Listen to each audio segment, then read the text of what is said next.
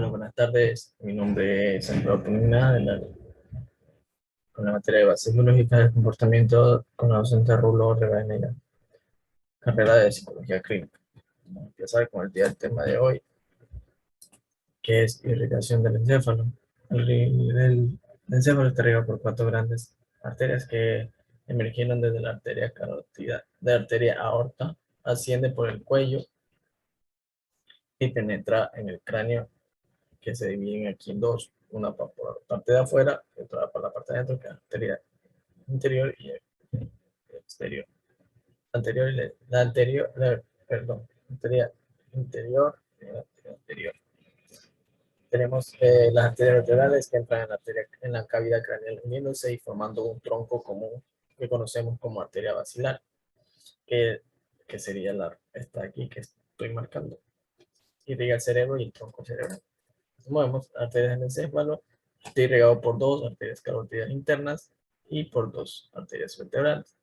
Las cuatro arterias se encuentran en el espacio subaracnoide y sus ramas se anastomosan para formar el círculo arterial, o también conocido como polígono de Willis. El polígono de Willis es esto que está aquí marcado con estas flechitas. Vemos aquí, aquí se dice el corazón, como vimos en una clase, el corazón.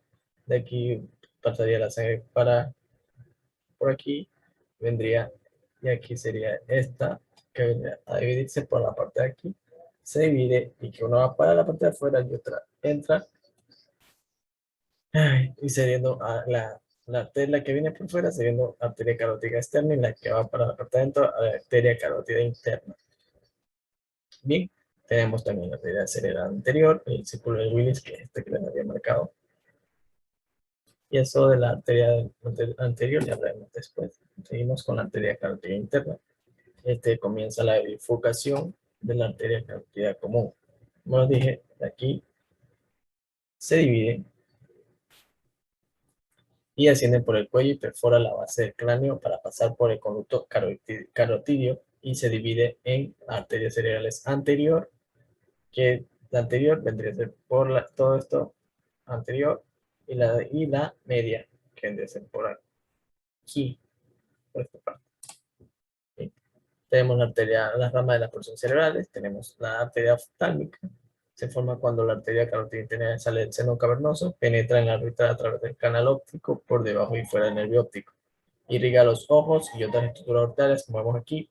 Esta es la arteria oftálmica, que viene directamente de la arteria carótida interna y pasa a irrigar la parte de los ojos, la arteria oftálmica, que la conocemos. Seguimos. Tenemos la arteria comunicante posterior. Es un vaso pequeño que se origina desde la arteria carótida interna, cerca de la circulación terminal. La arteria comunicante posterior es la que está aquí. Es esta. Viene a la parte de atrás, la arteria carótida anterior y la arteria comunicante posterior. Surge de la superficie posterior de la axis y descubre hacia la posteromedial en estrecha relación con el y tercer par craneal para finalizar en el ACP. Plexo caroideo cara medial del temporal, parte del posterior y de la cápsula interna de la radiación óptica. Vamos aquí. Arteria talámica. Veremos después. Vamos más al otro tema. Sería la arteria caroidea. Pasa hacia atrás cerca del tracto óptico y penetra en el asta posterior del ventrículo lateral y termina con el plexo caroideo. Pasa a la parte de atrás en el tracto óptico. Vemos aquí, pasa a la parte de atrás. Esto. Arteria cerebral media. Pasa hacia atrás cerca del tracto óptico.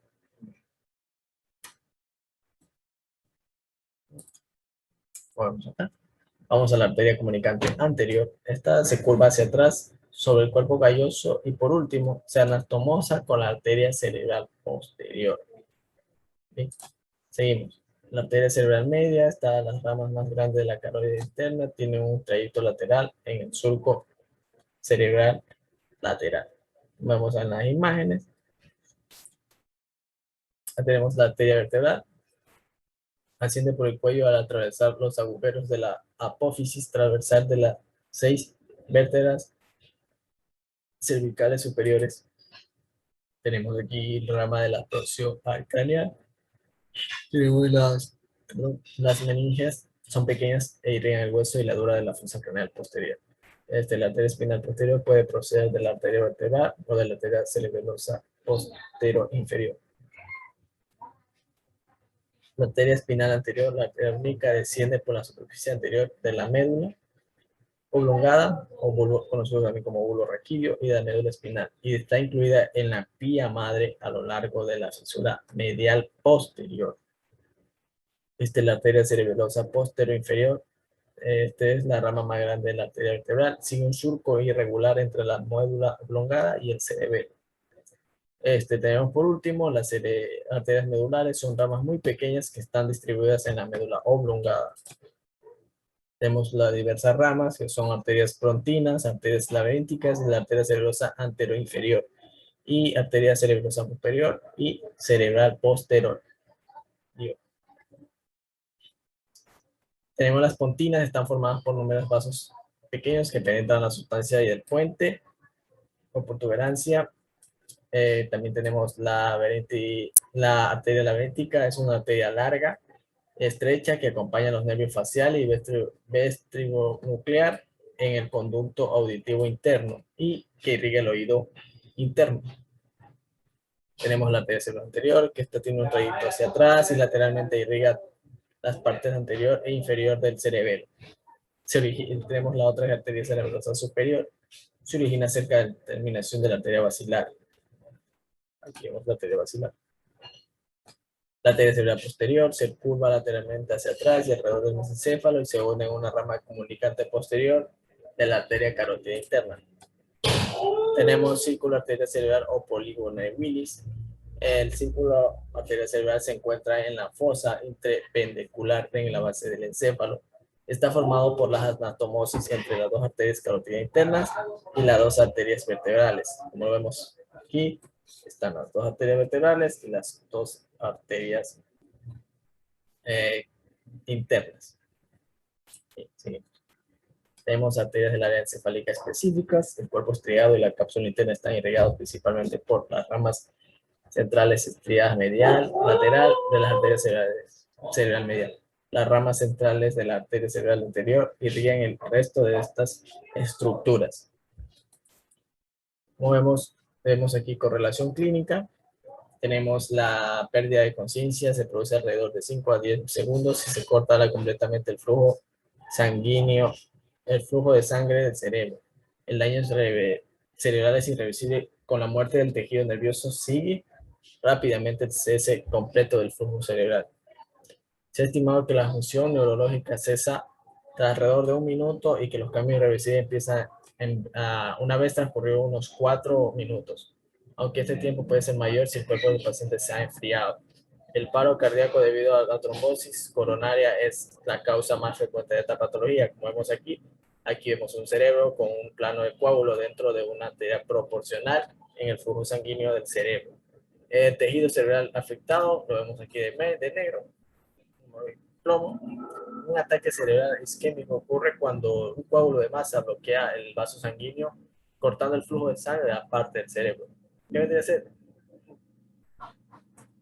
Puede ser un paro debido a la trombosis por el coágulo de sangre.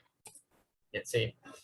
Tenemos la interrupción de la circulación cerebral, que es casi lo mismo como lo que acabamos de ver. Son lesiones vasculares del cerebro son muy frecuentes. Los estudios clínicos y la exploración material post-mortem han encontrado la tensión elevada en frecuencia de lesiones en la arteria carótida común, la carótida interna y las arterias vertebrales en el cuello. Vemos aquí un accidente cerebrovascular. Como los dije, tapa una de las arterias con un coágulo de sangre que bloquea el flujo sanguíneo y que probablemente viene a causar un paro cardíaco, un derrame, un corazón con ataque cardíaco y la placa inestable que se rompe. Tenemos síndrome de arterias cerebrales, la oclusión de la arteria cerebral posterior, anterior, perdón, es proximal a la arteria comunicante anterior y la circulación colateral suele ser adecuada para conservar la circulación. Tenemos la oclusión distal de la arteria comunicante, puede producir los siguientes síntomas y signos: hemiaprexia, hemianepsia, incapacidad para identificar objetos correctamente, apatía y cambios de personalidad. Tenemos el siguiente, que es oclusión de la tercera posterior, puede producir los siguientes signos y síntomas, pero el cuadro clínico puede variar dependiendo del paciente, según el lugar de la oclusión y la disponibilidad de la anatomosis colateral. Tenemos los síntomas de mianopsia, como nomio colateral y agnosia visual, y afectación de la memoria. Tenemos la oclusión de la arteria carotida interna, puede producir sin causa.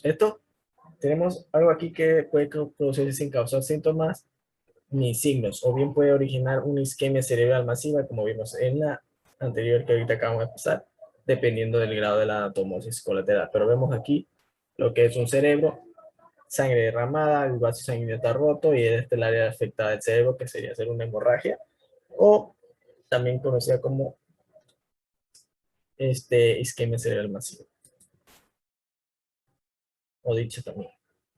Tenemos la oclusión de la arteria vertebromaxilar, la arteria vertebral y la basilar, que tengan todas las partes del sistema nervioso central, la fosa craneal posterior y a través de las arterias cerebrales posteriores que irrigan la corteza visual o ambos lados.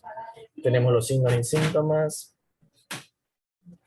clínicos que son muy variables, que pueden ser los siguientes: pérdida de sensación del dolor, de la temperatura, ipsilateral de la cara y pérdida de la sensación del dolor y de temperatura contralateral del cuerpo. Como vimos en alguna clase que estuvimos hablando, que perdemos el olfato, perdemos el gusto, no tenemos miedo a nada, crisis de la hemianopsia o ceguera cortical completa, pérdida del ictio lateral del flejos nauseoso y disfagia y disfonía como consecuencia de la lesión del núcleo glosofaringeo y vago.